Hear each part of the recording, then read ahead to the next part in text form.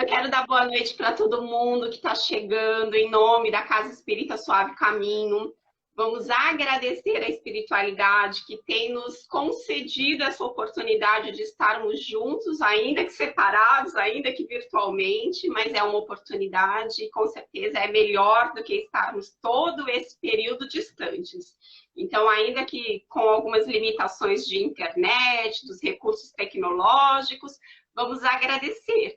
E eu peço que todos possamos nos unir nessa boa vibração para que dê tudo certo e que o Marcelo consiga dividir com a gente tudo que ele planejou, porque o tema está, assim, fantástico. Mas vamos ver qual vai ser o conteúdo, porque eu estou curiosíssima. Hoje o Marcelo vai falar para a gente sobre anorexia espiritual, quando a ilusão se veste da verdade. Então, bora nos unir aí em vibrações. Marcela, vou fazer só uma leitura para a gente poder fazer uma prece e aí eu te passo a palavra. Tá bom? Então, assim, eu não preparei nada. Eu vou abrir. Vamos ver o que a espiritualidade reserva aqui rapidinho para a gente refletir. Então, é do livro Pão Nosso, né? De Francisco Cândido Xavier, uma psicografia do Espírito Emmanuel. Hoje.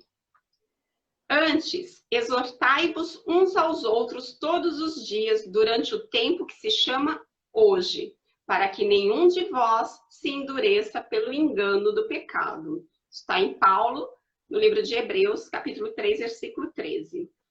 O conselho da exortação recíproca, diária, indicado pelo apóstolo, requisita bastante reflexão para que se não estabeleça guarida a certas dúvidas. Salientemos que Paulo imprime singular importância ao tempo que se chama hoje, destacando a necessidade de valorização dos recursos em movimento pelas nossas possibilidades no dia que passa. Acreditam muitos que para aconselharem os irmãos necessitam falar sempre, transformando-se em discutidores contumazes. Importa reconhecer, porém, que uma advertência, quando se constitua somente de palavras, deixa invariável vazio após sua passagem. Qual ocorre no plano das organizações físicas, edificação espiritual alguma se levantará sem bases. O exortai-vos uns aos outros representa um apelo mais importante que o simples chamamento aos duelos verbais. Convites e conselhos transparecem com mais força do exemplo de cada um.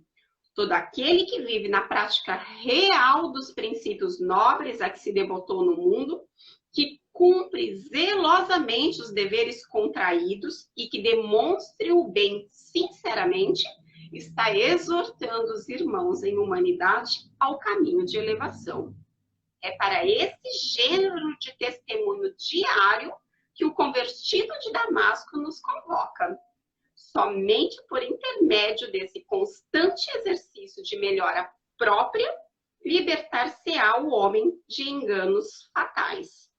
Não te endureças, pois, na estrada que o Senhor te levou a trilhar, em favor de teu resgate, aprimoramento e santificação. Recorda a importância do tempo que se chama hoje. Uau! Que texto! Então vamos nos unir, né, para uma prece depois desse convite. Vamos então serenar os nossos corações, elevar os nossos pensamentos e nos sintonizarmos com os amigos espirituais responsáveis por este estudo. Vamos pedir a eles que possam permanecer conosco durante todo este tempo que estaremos virtualmente juntos, nos ajudando a prestarmos atenção, a refletirmos, a trazermos para nós tudo aquilo que vai ser dito. Vamos também pedindo a estes amigos queridos que possam envolver o nosso irmão Marcelo, intuindo, inspirando, ajudando para que ele não se esqueça de nenhum detalhe daquilo que ele preparou. Vamos pedindo ao nosso Mestre Jesus que permaneça conosco durante este tempo, nos recordando que ele um dia nos prometeu que onde 2 ou mais estivessem reunidos em seu nome, ali ele estaria. Então, na certeza, Mestre, de que aqui estamos reunidos em teu nome, pedimos que permaneça conosco e nos permita darmos por iniciado o nosso estudo desta noite. Que assim seja, graças a ti, graças a Deus. Bom, pessoal, peço que vocês, se puderem, compartilhem, convide outras pessoas, né? Manda o aviãozinho convidando algum amigo, dizendo: ei, é o Marcelo Turra que está na palestra da Suave Caminho. E vamos, então, né, ouvir um pouquinho o nosso amigo. Marcelo, gratidão imensa em nome da nossa casa por você se disponibilizar. E eu te sinalizo o tempo, tá bom? Que eu tô com o reloginho aqui. Show de bola. Você está me ouvindo? Olha o que eu estava te perguntando hoje. Minhas irmãs, meus irmãos, meus companheiros, meus amigos do Suave Caminho e demais instituições, amigos de Cabo Frio, a gente convida os nossos companheiros, antes de fazer a fala, eu mando mensagem, eu mando WhatsApp, peço, pelo amor de Deus, me assiste e dá uma moral lá no Suave Caminho, vamos compartilhar, vamos estar juntos. Olha, eu estou sentindo uma saudade enorme. Eu preciso dizer para vocês, dizer a você, Gleice, eu sou fominha de centro espírita. Eu sou rato de centro espírita. Eu gosto de centro espírita. Acho lindo, acho maravilhoso essa possibilidade de estarmos juntos virtualmente, de você vir na minha casa, eu chegar na sua casa, e de nós estarmos juntos, mas isso não sobrepõe de forma alguma o abraço, o afeto, a livraria, a cantina, a cantinona do Suave Caminho maravilhosa, sabe? O olhar as pessoas. Conversávamos isso no WhatsApp hoje, antes de começar a fala, como a gente sente falta de olhar para as pessoas, enquanto você sentar faz... na primeira fila. Não, enquanto você está fazendo ali a sua abordagem, você tem aquele olhinho que está sentado lá no meio, que a sua abordagem está chegando nele de forma como remédio, como algo útil, e é para ele que você começa a falar, às vezes no universo de 100 pessoas, sabe que a minha casa é muito grande, no universo de 100, 150, 200 pessoas, tem um que está ali, que foi para ele que você foi fazer palestra, ele que está ali ligado, e a falange bendita que sustenta essa casa que eu tanto amo, te inspira, te direciona, te encaminha. Então, assim, é maravilhoso nós usarmos a tecnologia, mas eu estou sentindo muita falta da Casa Espírita. Sei que nós não poderemos retornar tão cedo enquanto não tivermos o medicamento. As nossas instituições, elas não são muito bem preparadas, são casas fechadas, são casas que é difícil você separar, então, muita coisa envolvida. Então, a gente vai levando assim, mas podem me esperar, tá? Porque ainda vamos chegar junto e vamos ficar junto muito tempo. Bem, a abordagem que nós vamos fazer hoje, né, a temática que nós vamos fazer hoje, a princípio ela invoca uma questão, um tema muito severo, né, a anorexia espiritual, quando a ilusão se veste de verdade. Essa abordagem surgiu num convite que nós atendemos para um evento em Minas Gerais, virtual, e nós fomos convidados para participar, e o coordenador, o organizador desse evento, o João da Rocha, filho, nos deu esse tema. E assim, quando você recebe um assunto, um tema, assim, você quer imaginar por onde você vai começar um tema e o que se espera daquele tema. E aí você já começa a sofrer, né? Você já começa a sofrer. E quando você faz uma abordagem filosófica, você faz uma abordagem filosófica sobre o seu prisma, sobre o seu ângulo. E o ângulo que você faria essa abordagem, não que fosse verdade ou que fosse mentira, levaria por um outro ângulo. Então, nós vamos estar fazendo hoje uma abordagem de ordem filosófica que aborda a anorexia, uma doença muito séria que vem atingindo muito da humanidade E nós vamos estar relacionando isso com uma questão de uma anorexia espiritual, sob a perspectiva de filosofia que isso nos invoca. No título da fala, anorexia espiritual, quando a ilusão se veste de verdade, nós precisamos começar refletindo duas palavras que são imprescindíveis para nós podermos dar sequência a esse estudo, que é a verdade e a ilusão, né? Que são elementos muito severos. O que é a verdade, né? O que é ilusão? O que é ilusório? O que é verdadeiro? E o mais interessante é que, na medida que você vai amadurecendo, que você vai se tornando um espírito mais estudioso, mais maduro, mais reflexivo, o conceito de verdade ganha um outro contorno. O conceito de verdade ganha como se fosse uma pedra bruta que o estudo, que o aprendizado, que a vivência, que a reflexão, eles vão fazendo a lapidação nessa joia que a gente é. Então eu fico pensando assim, o que representava na minha vida uma verdade há 20 anos, com o passar do tempo, isso vem sofrendo severas mudanças. Eu costumo usar muito a questão da interpretação do Evangelho segundo o Espiritismo, que me soa, às vezes, quase que um livro vivo, porque você lê uma abordagem evangélica hoje e lê uma passagem que tem o Evangelho segundo o Espiritismo e acha maravilhoso e te leva a mil reflexões, quando você pega daí a um ano para ler de novo a mesma passagem, você começa a ter a impressão que foi acrescentada uma linha que não tinha antes ali. Que foi acrescentado um parágrafo novo que você não tinha visto. E, na verdade, não. O nosso amadurecimento amplifica a capacidade de identificar o conceito de verdade, o conceito do que é real. É por isso que o espírito, para ascender, para evoluir, precisa de humildade.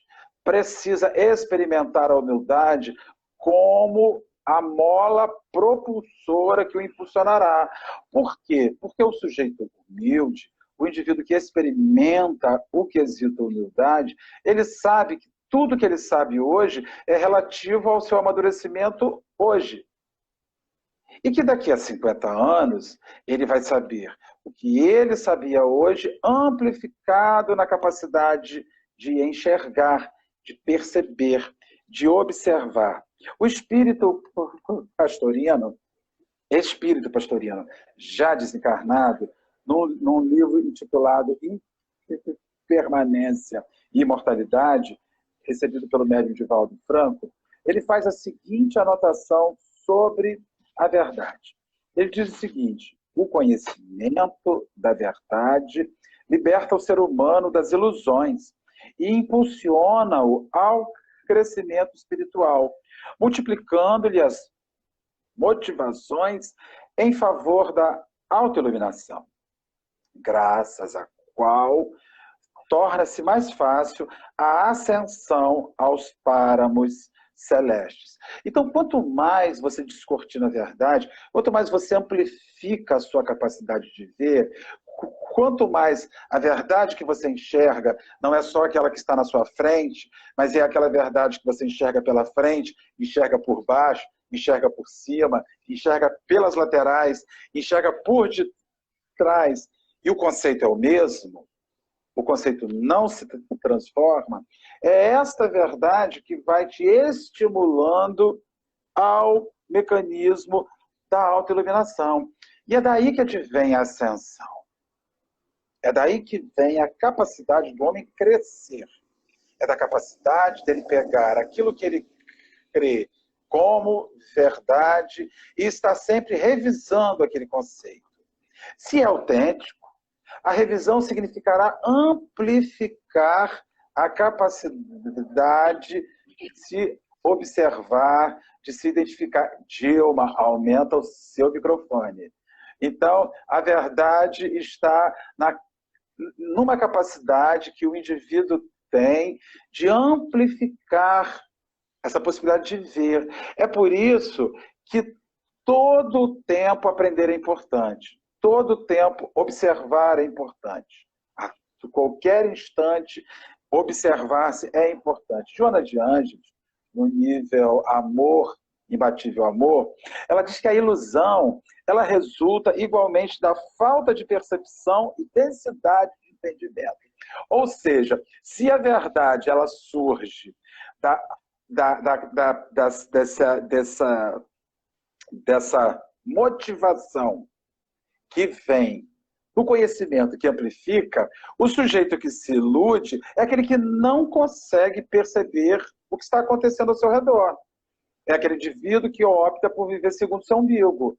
É aquele indivíduo que opta por viver segundo os seus conceitos. Ele tem um orgulho burro em dizer isso. Isso é a minha verdade. Isso é a minha verdade e ninguém tira isso de mim. Mas veja, a verdade que liberta, que impulsiona, ela precisa trazer felicidade. Quando você tem a sua verdade e é infeliz, é sinal que a sua verdade não é suficiente para te dar prazer na vida, para te dar o conforto existencial. Iluminar-se, descobrir o conceito de verdade, descobrir o que é importante para que a gente ascenda, é um esforço e é um exercício. E quem vive na ilusão está fugindo da descoberta de tudo isso que mudará a pessoa, que levará a pessoa. Então, da onde que vem esse conceito de verdade? Onde eu começo a descobrir o que é verdade? De onde eu vou tirar essa certeza de que algo é correto, de que algo é bom? Allan Kardec, em O Livro dos Espíritos, no capítulo 12º, que fala sobre a perfeição moral, na famosa pergunta 919, vai dizer assim: qual o meio prático mais eficaz que tem o homem de se melhorar nesta vida e de resistir às atrações do mal? Qual o meio prático que tem para que eu saia das minhas ilusões? Para que você saia das suas ilusões, Gleice, para que as pessoas que nos assistem saiam das suas ilusões. Quando é que nós conseguimos deixar de viver na ilusão? E quando é que nós conseguimos começar a mergulhar no caminho da verdade, daquilo que vai nos dar libertação, vai nos dar pacificação? Quem conhece a verdade encontra a paz. Isso é uma condição sine qua non. É uma condição fundamental. Ninguém que encontre com a verdade seguirá ansioso, seguirá desesperado, seguirá depressivo, seguirá angustiado, porque a verdade pacifica. A verdade, ela calma. A verdade, ela é aquilo. Ela está ali para te ajudar. E aí, os espíritos vão dar uma resposta clássica que nós conhecemos de sempre. Um sábio da antiguidade falou disse: conhece-te a ti mesmo.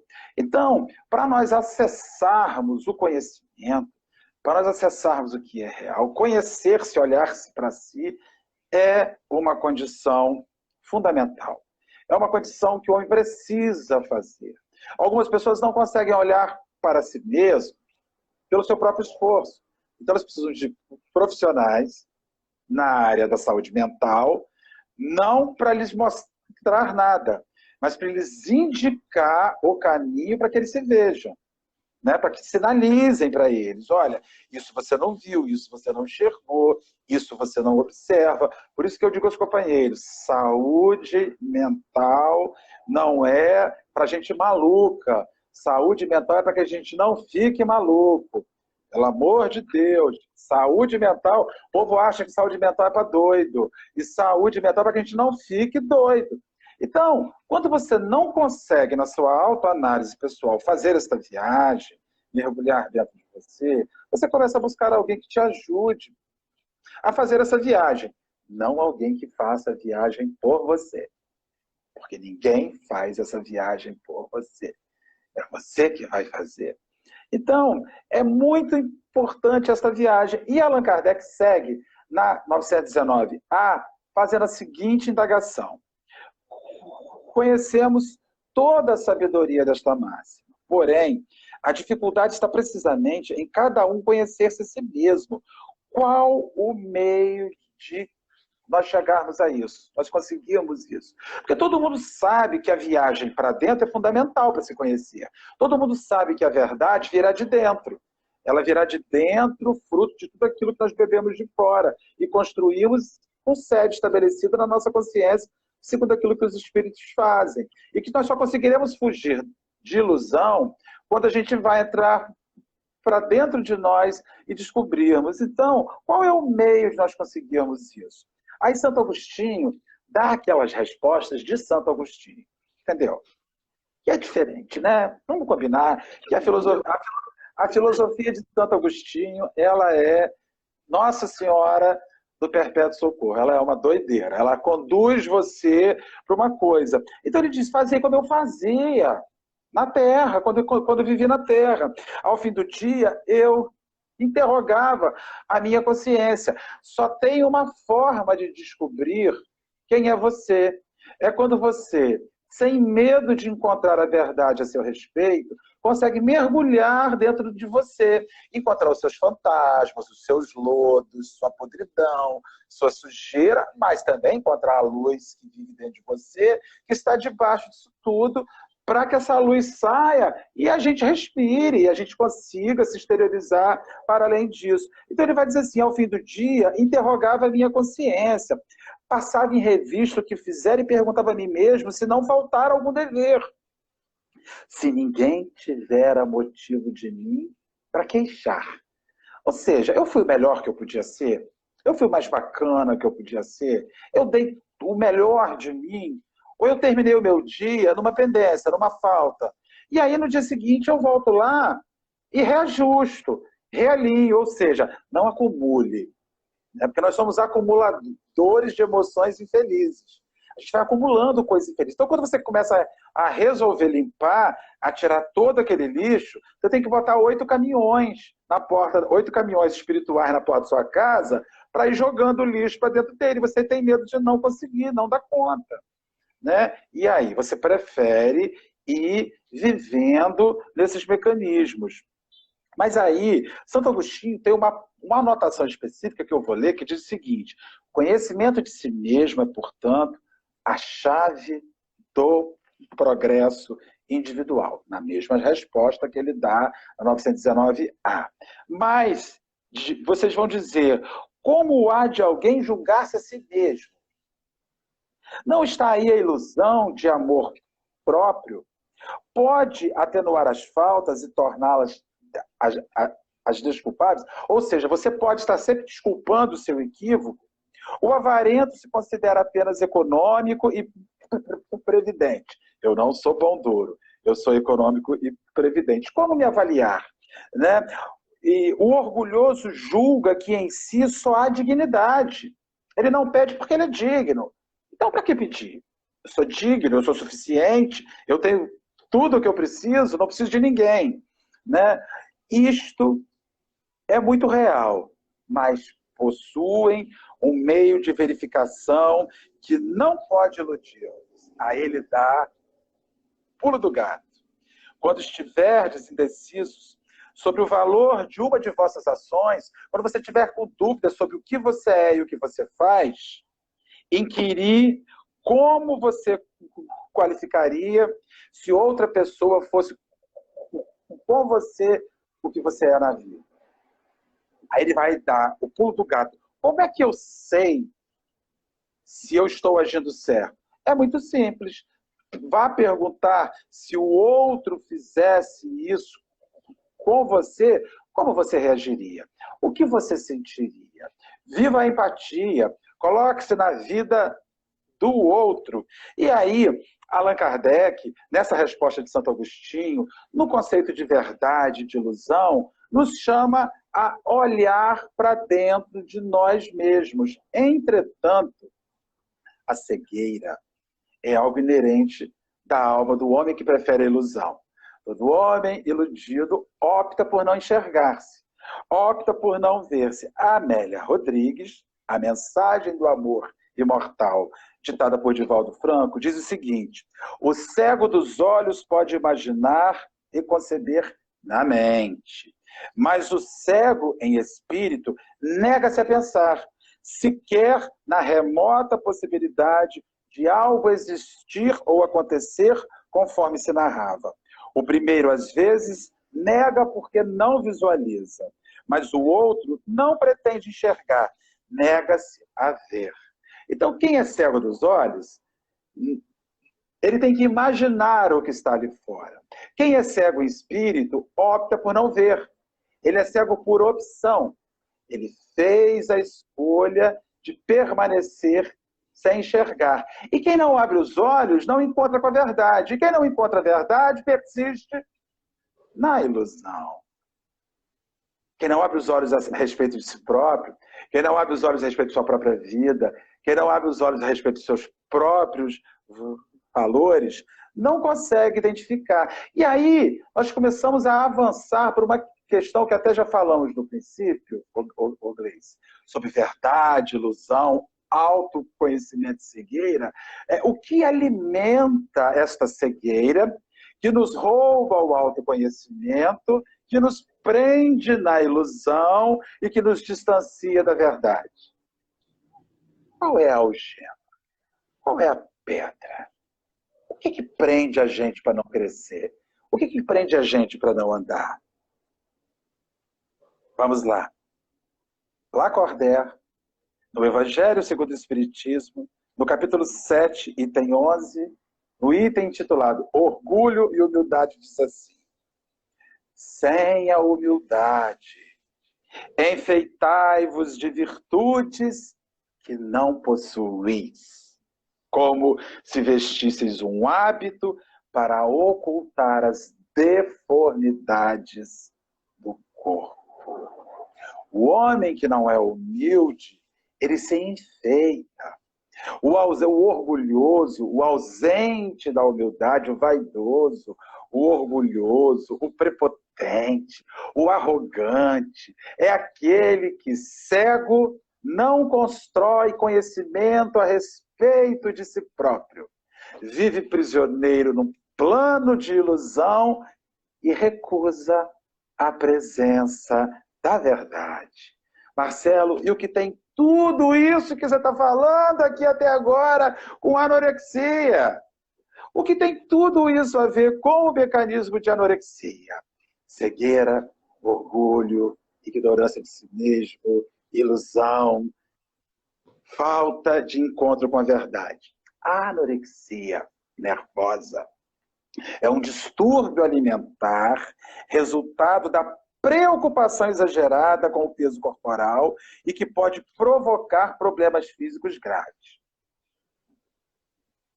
A pessoa se olha no espelho e, embora extremamente magra, se enxerga obesa, com medo de engordar ainda mais, exagera na atividade física, jejua, vomita, toma laxantes e diuréticos. A anorexia é uma doença que surge na dificuldade que você tem de ver o que você é de verdade. Então, ela é uma doença que surge na cegueira que você tem a respeito de você mesmo.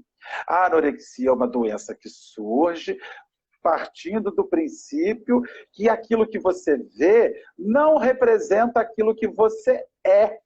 Então, é uma doença que se formata, que se estabelece no completo desconhecimento de si próprio, consolidado numa ilusão, daquilo que você vê e não confronta, numa ausência de verdade. E num ato de vaidade, você se enxerga sempre diferente do que você realmente é e não consegue se identificar.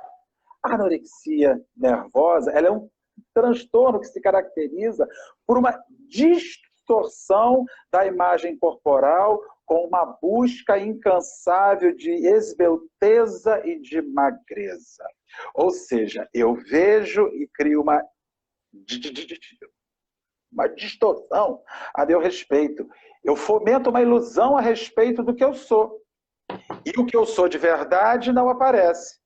O que aparece é a ilusão que eu tenho a respeito de mim. E essa ilusão aparece partindo do desconhecimento que eu tenho sobre mim mesmo.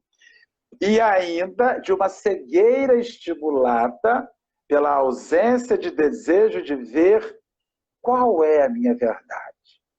Qual é a verdade a respeito do meu corpo? Ela surge, essa anorexia humana, nervosa, alimentar, que os psicoterapeutas tratam, que os psiquiatras tratam, elas surgem sob diversos aspectos. Elas surgem sob diversas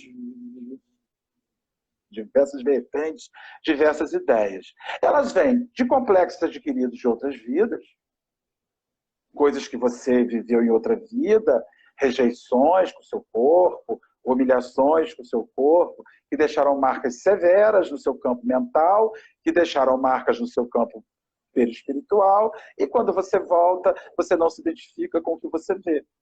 Você olha para você e não vê o que é real, vê o que a sua mente diz, vê o que a sua mente fala. E nesse armazenamento dessas energias do passado, esse adensamento dessas energias do passado, fica muito difícil fugir disso. Porque, como o terceiro aspecto, no primeiro, isso que vem do passado, no segundo, essa energia que se consolida no seu campo perispiritual, no terceiro aspecto, isso estimula a obsessão. Então, você tem ainda uma entidade perturbadora, um irmãozinho dizendo, baleia, balofa, gorda, tanta cisterna, você está enorme, não vai encontrar amor nunca, ninguém gosta de uma pessoa como você. E aí você está potencializado. Equívocos de outros momentos, construídos e constituídos nesse adensamento dessa falha, potencializado por entidades que vão ali fomentando isso. Graças a Deus eu ouvi esses adjetivos que eu falei a respeito do meu corpo a vida inteira. Mas graças a Deus a minha anorexia nunca bateu, nunca chegou. Eu segui adiante com meus 104 quilos bem pesados e estou indo adiante, né? Vamos adiante, enquanto o coração aguentar e não infartar com esse peso todo. Mas nós vamos seguindo aí.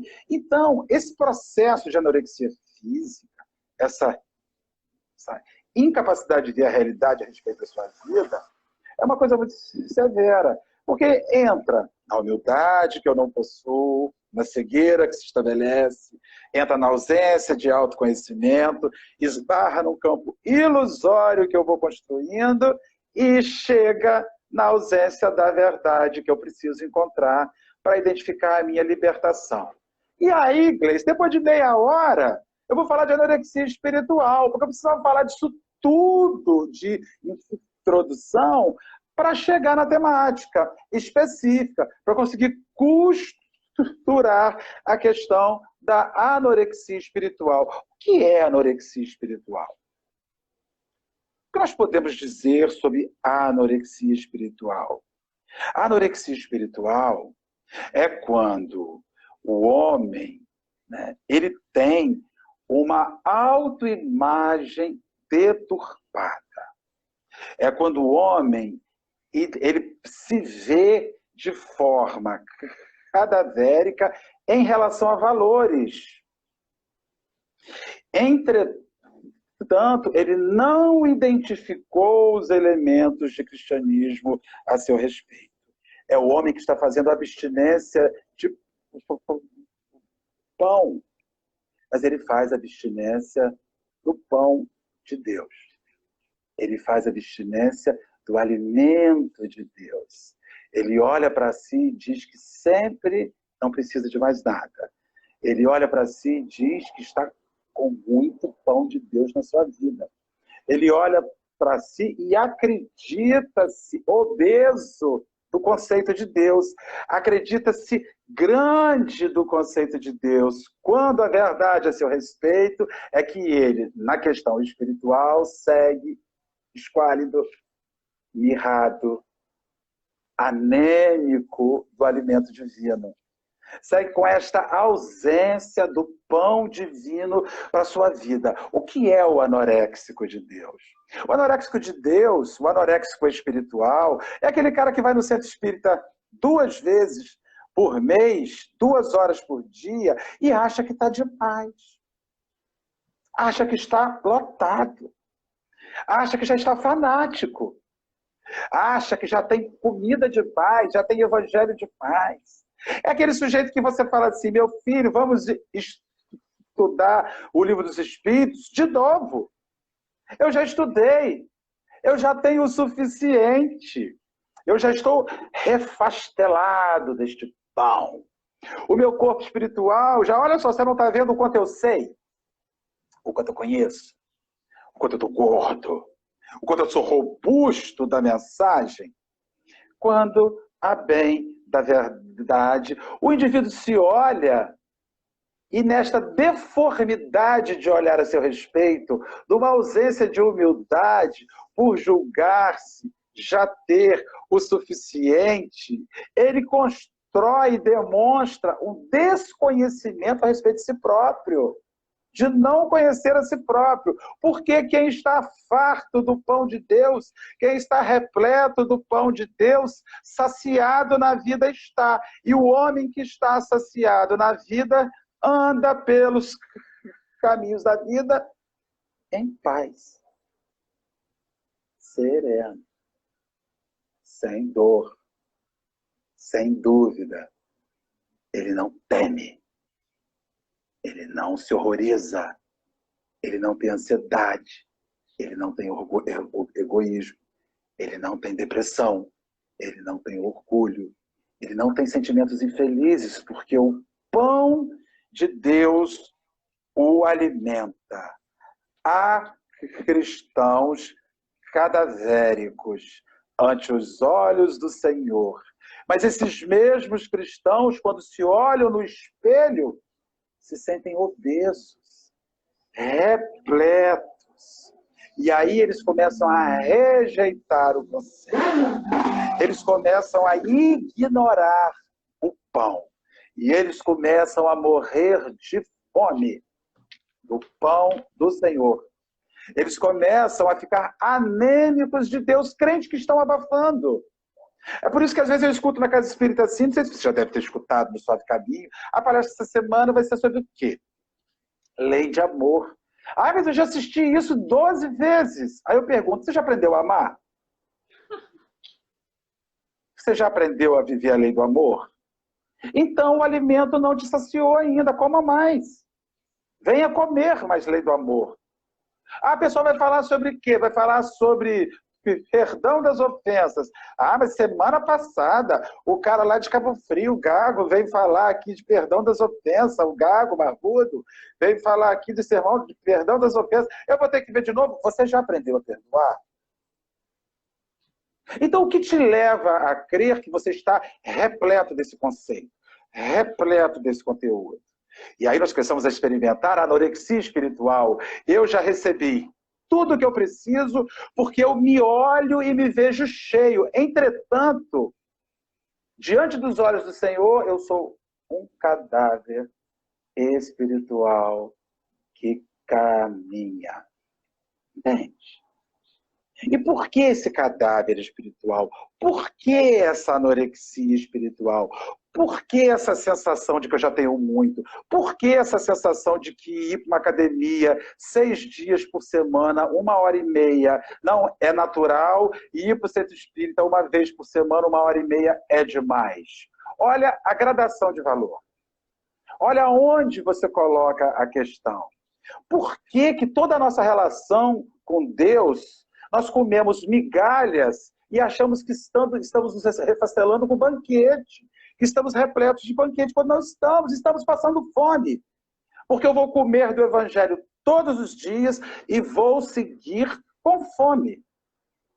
Vou seguir precisando de mais pão, para dar sustentação a esta alma que sou eu, este espírito encarnado, esta alma que segue no estado de fraqueza moral, onde o pão do Cristo me alimenta. Tipo assim, né, Marcelo? Por que que eu consigo compartilhar 1000 piadinhas, 1000 memes, mas não eu não compartilho a mensagem do Cristo? Recebo e me calo, né? porque está suficiente para mim. E aí vem o seguinte, o estado de desnutrição espiritual do cristão é patente. São multidões e multidões que buscam a prosperidade material, enquanto suas almas em estado de calamidade clamam por qualquer alimento. A gente quer ganhar o mundo E nesse afã de ganhar o mundo, eu olho para o eu espírito e digo que ele está bom, que ele está gordinho, que ele precisa diminuir, porque a vida não é feita só de suave caminho, porque a vida não é feita só de trabalhadores de Jesus, porque a vida não é feita só de oração. Deus não quer isso da gente. É você que não quer isso para você. Na sua cegueira espiritual, no seu orgulho estabelecido, na sua ausência de autoconhecimento, na ilusão que você tem a respeito de você mesmo, a sua verdade não é para além da vida. A sua verdade se fundamenta nesta vida. E o que é verdade nesta vida, Gleice? É uma casa, é um carro, é aquele dinheirinho na conta que não faz mal para ninguém, é aquela viagem maneira que todo mundo curte. Isso é verdade. Deus é para depois da morte. Deus é para quando eu me for, para eu pedir, cuida de mim. Entretanto, se nós não começarmos a comer o pão de Deus com mais frequência, com mais quantidade, chegaremos esquálidos espiritualmente, anoréxicos espiritualmente. E vamos dizer para ele assim, mas Senhor, eu me via e achava que estava tudo bem. Senhor olhava para mim e dizia que eu sou maneiro pra caramba. Que eu pago 20 contos de mensalidade para o Suave Caminho todo mês. Não estou pagando agora porque o centro está fechado. Mas também nem procurei saber qual é a conta do centro para atualizar. Porque existe uma conta. Então, Senhor, para mim estava tudo bem. Eu ia no centro uma vez por semana assistir a palestra. Para mim estava tudo bem. Quando rolava uma festinha junina, para mim estava tudo bem. Então, Senhor, poxa, eu fazia as minhas coisas. Você tem que se perguntar o quanto disso que você faz alimenta o eu espírito. Não o seu espírito, mas o eu espírito. E te faz robusto, muito interessante. Você vê a fragilidade das pessoas anoréxicas espirituais. É que diante do primeiro embate que a vida lhes dá, elas descobrem o quanto são fracas. O quanto lhes falta pão. E aí, para onde é que elas vão? Para o centro. Menino, nunca esperei que isso fosse me acontecer. Aí que você descobre o quanto seu corpo espiritual, não robustecido, não estruturado, o quanto você estava frágil e cadavérico a seu próprio respeito. Coisa séria, né? E aí você corre no centro, passando vergonha, você deu tudo errado. O que eu faço agora? Aí você fala assim, meu Deus, como pode um homem tão forte, tão sarado, tão malhado, como pode esta mulher com o cabelo tão pintado, com a sobrancelha tão bem feita, com este corpo tão saudável, estar com esse problema? A alma está anoréxica, esquálida, faminta, anêmica. Negou o pão do Cristo. O adorado João, evangelista, o apóstolo dos apóstolos, o grande evangelista, no seu capítulo 6, versículo 35, faz a segunda anotação. E Jesus lhes disse, eu sou o pão da vida. Aquele que vem a mim não terá fome. E quem crê em mim nunca terá sede. Essa é a quarta bem-aventurança. Bem-aventurados aqueles que têm fome e sede de justiça, porque serão saciados. Como se sacia fome? Fome de alma. Como você encontra a demanda do Cristo como fonte de pão? Quando você sente falta deste pão, Gleice? Quando a sua humildade disser assim, olha, tudo que eu construí não foi capaz de criar em mim um eu espiritual saudável. Sou uma alma anoréxica. Eu comi muito do mundo, mas não comi nada de Deus. Ou comi muito pouco de Deus. Sou uma alma que está faminta. Mas eu me olhava no espelho da vida e atribuía a mim uma saúde atribuía a mim um conforto, atribuía em mim uma saciedade que não era real. A anorexia espiritual, assim como a anorexia nervosa, é um distúrbio da imagem que a pessoa tem de si próprio. Se na anorexia física, na nervosa, eu olho para o espelho e acho que o meu corpo é mais do que ele realmente é, na anorexia espiritual, eu olho para o espelho da vida e acho que minha alma é mais do que ela realmente é. Movido por um sentimento orgulhoso, longe da humildade que liberta, longe da humildade que me abre os olhos, longe da humildade que me permite mergulhar no autoconhecimento, longe da humildade que me alerta sobre a ilusão que eu vivo, e longe da humildade que me colocará frente a frente com a verdade, eu vou vivendo, morrendo de fome na minha alma. Quando nós chegarmos no mundo espiritual e nos apresentarmos, vamos ter que confrontar uma alma esquálida, uma alma miserável, uma alma misérrima, uma alma seca, porque rejeitou o pão da vida, dizendo que já tinha mais do que suficiente e que tudo o que viesse em seguida seria para lhe empapuçar e lhe inchar mais. O Cristo não incha. A mensagem não deforma. Comamos, bebamos do Cristo.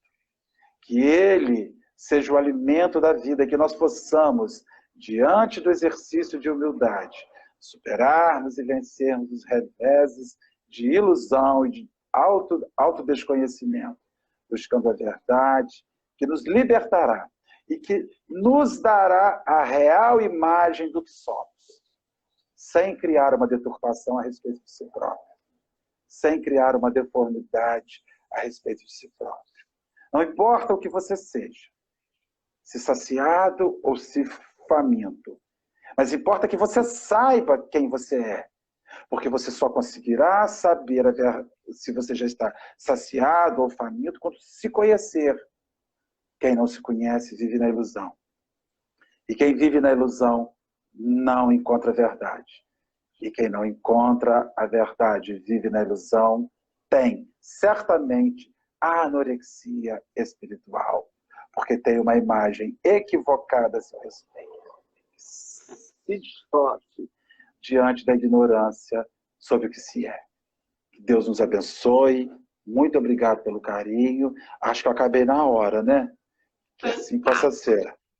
Não, deixou uns minutinhos aí para a gente concluir. Nossa, Marcelo, que reflexão! Vou te falar que fiquei aqui hipnotizada, né? É uma reflexão que cabe a cada um de nós não ficar pensando no vizinho. Para a gente pensar aqui, ó, para a gente se colocar. Eu fiquei aqui me perguntando quantos de nós, né, temos a tendência do 8 ou 80? Quantos de nós pensamos assim, não, mas eu não sou desse jeito, não, exagerado. E aí a gente se exime de nos enxergarmos como somos.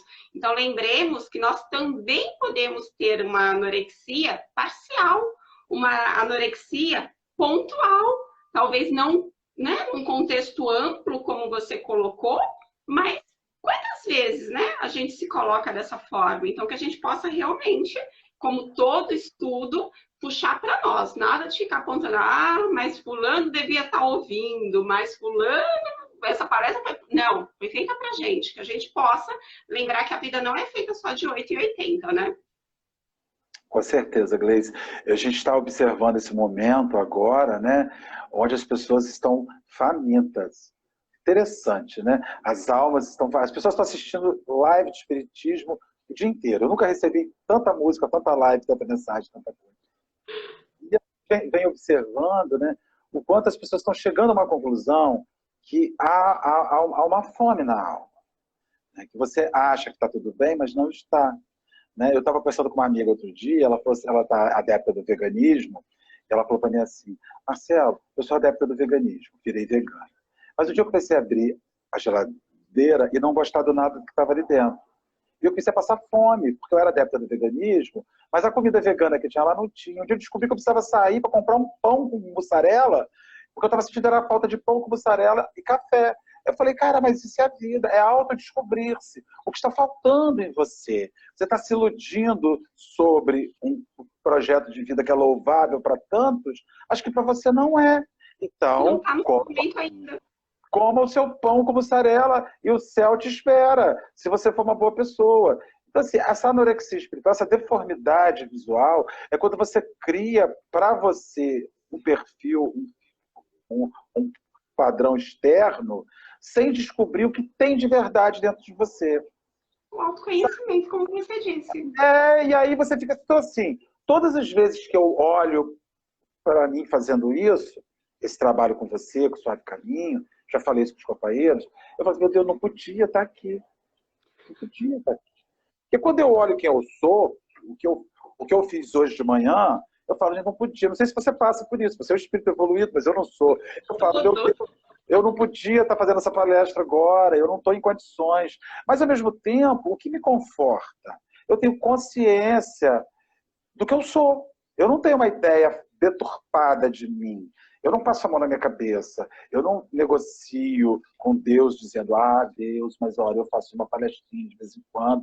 E para mim não tenho, porque não é assim. Né? Eu vou fazendo todo esse trabalho de autoconhecimento. E, consequentemente, todos os dias eu sofro. Porque todos os dias eu tomo um conhecimento do monstro que mora em mim e que eu tenho que tratar, que eu tenho que cuidar. Exatamente. Eu uso muito uma fala que o nosso amigo Alessandro Silva falava lá na Suave Caminho. A espiritualidade faz omelete com os ovos que tem. Então eu me coloco como um ovo, ainda que podre, sei lá, mas ó, se eu puder ser útil em alguma coisa, Mas você sabe que ovo você é. Não sabe? Exatamente. Você sabe que você é. Você não está chegando ali como o ovo da galinha de ouro. Você está chegando como? É esse que tem aqui, Senhor, consciente. Gente, o tempo está acabando. Então, eu quero agradecer mais uma vez, Marcelo, a oportunidade da gente te ouvir. Nossa, suas reflexões foram extremamente, como é que fala? Cirúrgicas, né? Colocações assim, que fizeram realmente a gente refletir muito. A palestra vai ficar gravada, então depois, quem quiser compartilhar, a gente pede que compartilhem mesmo. Agradeço a todos que estiveram com a gente, olha só, bastante gente ficou com a gente o tempo todo. Quero agradecer em nome da Casa Suave Caminho. Quero dizer, gente, que a casa tem oferecido um trabalho de atendimento fraterno virtual. A gente tem compartilhado o nosso cartazinho com o telefone, com a forma de entrar em contato com a gente. Nós estamos com uma equipe, né, disponível diariamente, de domingo a domingo, para fazer o atendimento fraterno. Então, compartilhem. Souberem de alguém que esteja precisando, indique. A Casa Espírita Suave Caminho está com esse trabalho de atendimento fraterno. Boa noite para todo mundo, agradeço muito mais uma vez